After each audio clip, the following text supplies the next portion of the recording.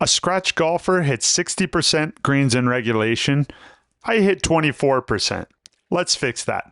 This is the HackMotion golf sensor, and it has cleaned up my ball striking big time. Today we're going to go over how to use it and why it's so helpful. We're going to do a quick calibration before we begin to make sure we're getting accurate data. Just hold your arm level, tap it in position, hold it at 30 degrees, tap it in position. You're good to go. Let's hit some balls. Let's talk feel versus real.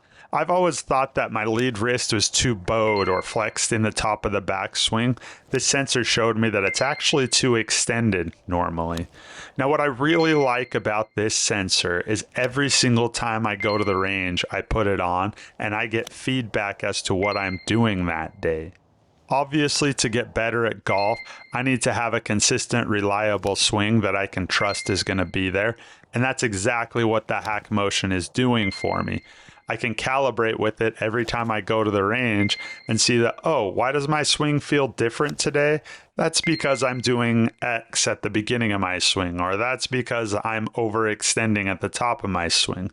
The feedback's there for you to get the information you need to create a more consistent swing so that your ball striking is the same every time you step out on the golf course.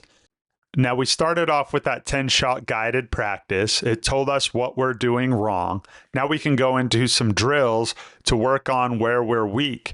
Today I was weak at the top. I was too extended. So I'm doing this drill to go to the top of the backswing and make sure I've got that lead wrist flexed at the top of the backswing.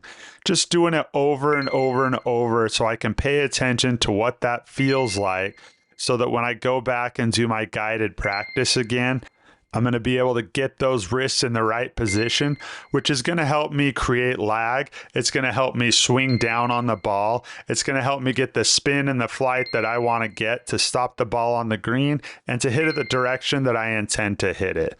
This sensor is so good. Honestly, guys, when I was first looking into the HackMotion sensor, I was very skeptical. I am a skeptical person by nature. It looked like, this looks kind of gimmicky. It looks like one of those training aids that's really not that beneficial. But I was very, very wrong. I mean, you can see right on the video, it was so easy to go from being too extended at the top to being right where I need to be at the top of my swing while maintaining a good flexion at impact. This was creating lag. This was creating a more steep angle of attack, getting me the spin I wanted, getting the ball to do exactly what I wanted to do. This is the very first time that I've gone to a driving range and been able to completely flip the script from the beginning of the session to the end of the session. Usually I can't figure out what I'm doing wrong during my range session, and I struggle through it. I try to fix things and figure out things, but overall, if it's a bad session, it's a bad session. Today started out bad and ended so good. I just felt like I was puring, nuking every shot exactly how I wanted to, just from that little wrist change at the top of the backswing. So you can see here, the second session wasn't perfect. HackMotion didn't like my takeaway, so that's something that I can work on for the next guided practice. There's more drills for that as well. But overall, look at that. I was in the benchmark almost every single time at the top of my swing and at impact. This is the last thing I want to show you today. This is a graph of my swing. On the top chart, you can see the benchmark swing, what the swing should look like, and you can see how far out of that I was at the top of my backswing.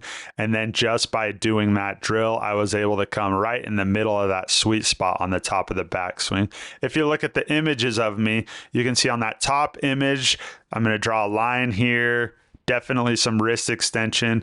That was the first session. And then the bottom image in the second session, you can see it's much straighter, much more flexion in that wrist, which helps get that consistent downswing, consistent ball striking. This HackMotion sensor is awesome, and it's going to change my game. I know it's expensive, but it's worth it.